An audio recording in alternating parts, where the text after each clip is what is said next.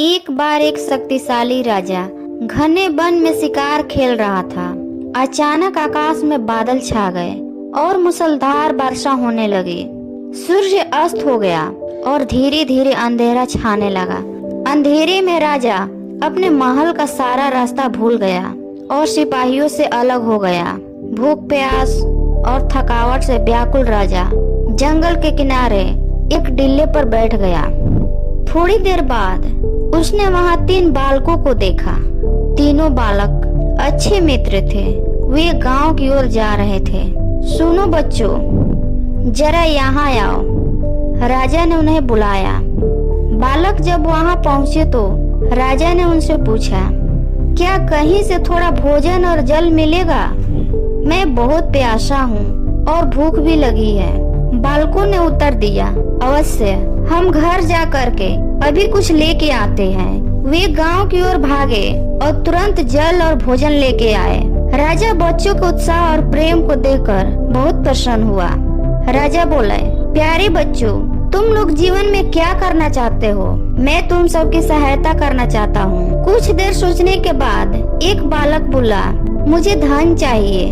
मैंने कभी 2 समय की रोटी नहीं खाई है, कभी सुंदर वस्त्र नहीं पहने हैं, इसलिए मुझे केवल धन चाहिए। राजा मुस्कुरा कर बोले, ठीक है, मैं तुम्हें इतना धन दूंगा कि जीवन भर सुखी रहोगे। यह शब्द सुनते ही बालकों की खुशी का ठिकाना न रहा। दूसरे बालक ने बड़े उत्साह से पूछा, क्या आप मुझे एक बड़ा सा बंगला और घोड़ा गाड़ी देंगे? राजा ने कहा, अगर तुम्हें यही चाहिए तो तुम्हारी भी इच्छा पूरी हो जाएगी। तीसरे बालक ने कहा, मुझे न धन चाहिए, न ही बंगला, न गाड़ी चाहिए। मुझे तो आप ऐसा आशीर्वाद दीजिए जिससे मैं पढ़ लिख कर विद्वान बन सकूं और शिक्षा समाप्त होने पर मैं अपने देश की सेवा कर सकूं। तीसरे बालक की इच्छा सुनकर राजा बहुत प्रभावित हुआ। उसने उसके लिए उत्तम शिक्षा का प्रबंध किया। वह परिश्रमी बालक था, इसीलिए दिन रात एक करके उसने पढ़ाई की और बहुत बड़ा विद्वान बन गया।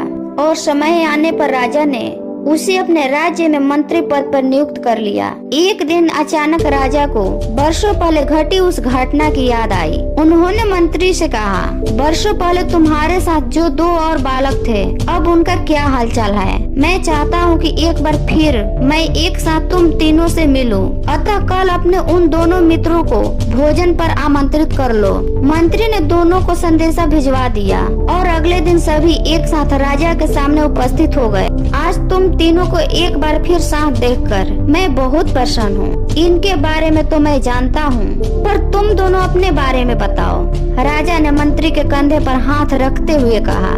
जिस बालक ने धन मांगा था वह दुखी होते हुए बोला, राजा साहब, मैंने उस दिन आपसे धन मांगकर बड़ी गलती की।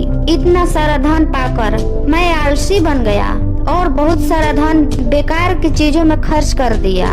मेरा बहुत सारा धन चोरी भी हो गया और कुछ 1 वर्ष में ही मैं वापस उसी स्थिति में पहुंच गया जिसमें आपने मुझे देखा था। बंगला गाड़ी मांगने वाला बालक भी अपना रोना रोने लगा। महाराज, मैंने बड़े ठाठ से अपने बंगले में रह रहा था, पर वर्षों पहले आई बाढ़ में मेरा सब कुछ बर्बाद हो गया और मैं भी अपने पहले जैसी स्थिति में पहुंच गया। उनकी बातें सुनने के बाद राजा बोले, इस बात को अच्छी तरह गांठ बांध लो। धन संपत्ति सदा हमारे पास नहीं रहते, पर ज्ञान जीवन भर मनुष्य के काम आता है और उसे कोई चुरा नहीं सकता। शिक्षा ही मानव के विद्वान और बड़ा आदमी बनाती है, इसलिए सबसे बड़ा धन विद्या ही है।